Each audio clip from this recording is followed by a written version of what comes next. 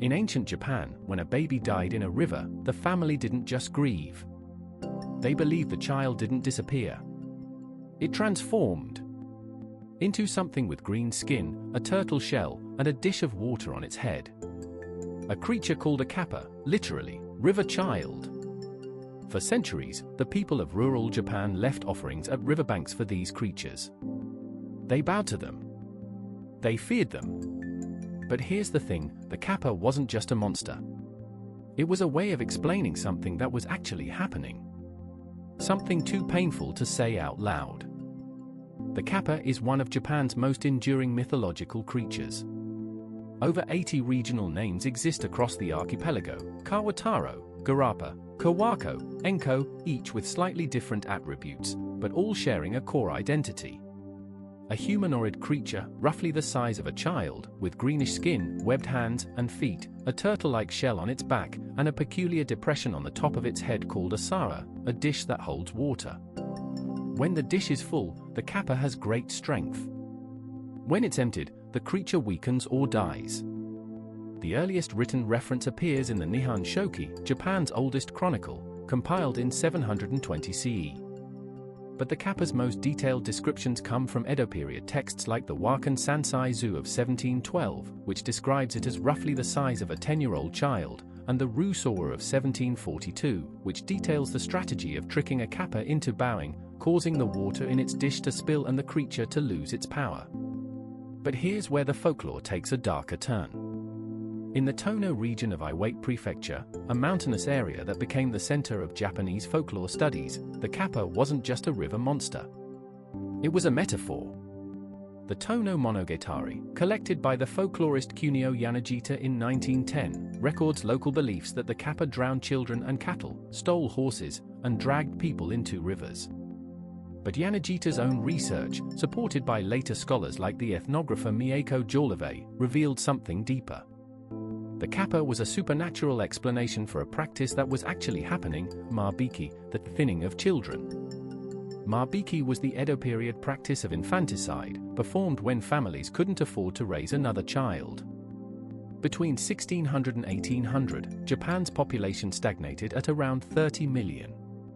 Historians estimate that 15 to 20% of all pregnancies ended in Mabiki. The practice was widespread, unspoken, and deeply guilt-laden.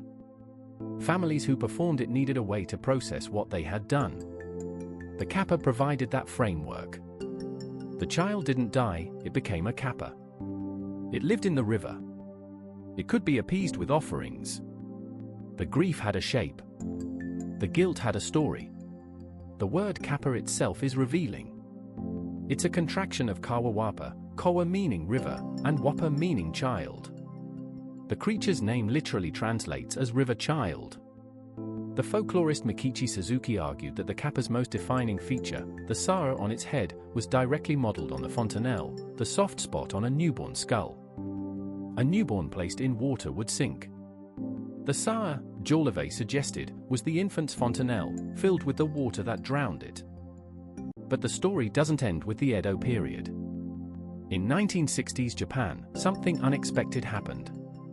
Temples across the country began offering a new kind of ritual, a Mizuko kuyō, literally water child memorial. The ritual was simple: a parent who had lost a child through miscarriage, stillbirth, abortion, or infanticide would commission a small stone statue of Jizō, the Buddhist guardian of children, and place it at a temple. They would pour water over the statue, light incense, and pray. The act was called Mizuko kuyō, a memorial for the water child. The name is the key. Mizuko, water child. The same word that scholars believe gave the kappa its name. The tradition connected directly to the old folklore, but it wasn't about monsters anymore. It was about grief. And it was no longer hidden. By the 1980s, Mizuko kuyō had become a multi-million-dollar industry.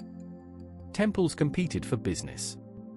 Stone Jizō statues sold for thousands of dollars. The practice that had been whispered about for centuries was now commercialized. Critics argued this commercialization exploited vulnerable parents. Supporters said it gave them something they had always needed, a sanctioned space to mourn. Because in Japanese culture, the loss of a child, especially through abortion, carried enormous social stigma. There was no public language for it. Mizuko Kuyō created that language. The Jizō statue became a physical vessel for grief that had nowhere else to go. And this is where the Kappa and the Jizō connect. Both are responses to the same human reality, the death of a child, separated by centuries but connected by the same emotional architecture. The Kappa externalized guilt into a supernatural being. The Jizō internalized it into a ritual. Both gave shape to something that culture demanded remain shapeless. So what does a green river creature have to do with how we process grief? Everything. Every culture, across every continent, has created supernatural explanations for child death. In medieval Europe, the changeling narrative, the belief that fairies had stolen a healthy baby and replaced it with a sickly substitute, served a similar function. A child who failed to thrive wasn't a tragedy. It was a fairy trick. The child was still out there, waiting to be returned. The family's role shifted from grieving parents to heroic rescuers. In Christianity, the concept of angel babies, infants who die before baptism and go to a kind of spiritual limbo, provided a theological container for the same grief. In Aboriginal Australian tradition, children who died young were believed to return to the dreaming, rejoining the ancestral landscape. The pattern is universal. When the reality is too painful, cultures build a story around it. The story doesn't change the facts, but it changes what the facts mean. A dead child in a river becomes a Kappa living in the water. A miscarriage becomes a Jizō statue being bathed in holy water. A stillbirth becomes a changeling returned to the fairy realm. The Kappa endures not because it's frightening, but because it's kind. It takes the worst thing that can happen to a parent and wraps it in a story that says, your child didn't disappear. It became something else. It's still here.